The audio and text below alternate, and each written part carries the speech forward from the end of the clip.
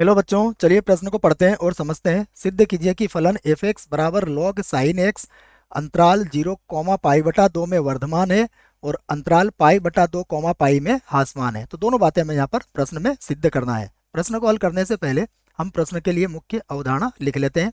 तो इस प्रश्न के लिए मुख्य अवधारणा जिसकी सहायता से हम इस प्रश्न को हल करेंगे।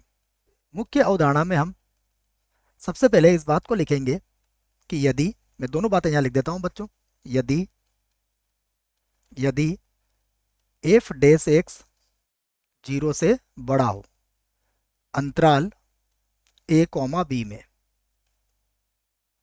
तो ये बात याद रखें आप, यदि एफ डैश एक्स 0 से बड़ा हो अंतराल हम यहाँ पर a, b में, तब तब a, b में f या एफ एक्स वर्धमान होता है, वर्धमान होता है। तो ये हमने वर्धमान को समझ लिया। इसी के विपरीत हम ह्रासमान को भी समझ सकते हैं। ह्रासमान को भी मैं इसी प्रकार समझाऊंगा आपको। देखिए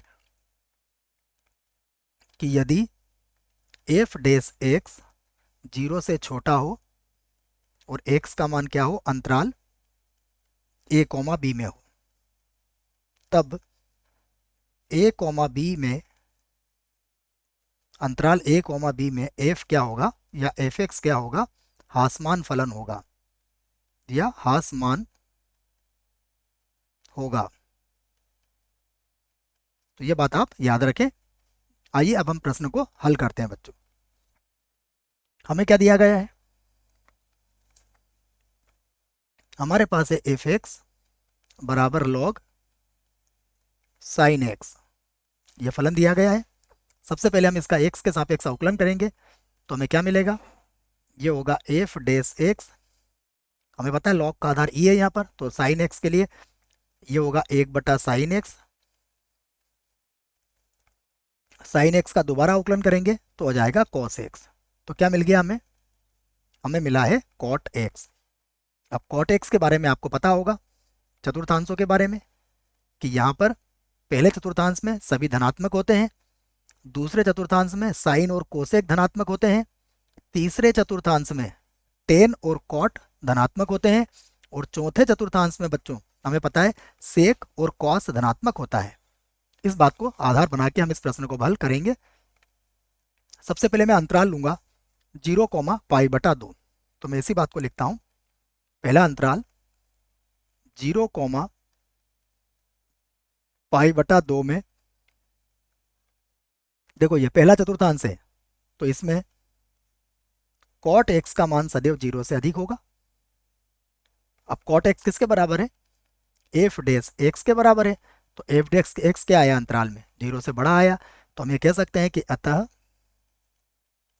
अतः अंतराल 0, पाई/2 में एफ एक्स क्या है, वर्धमान है, वर्धमान फलन है या वर्धमान है, ये भी आप लिख सकते हो।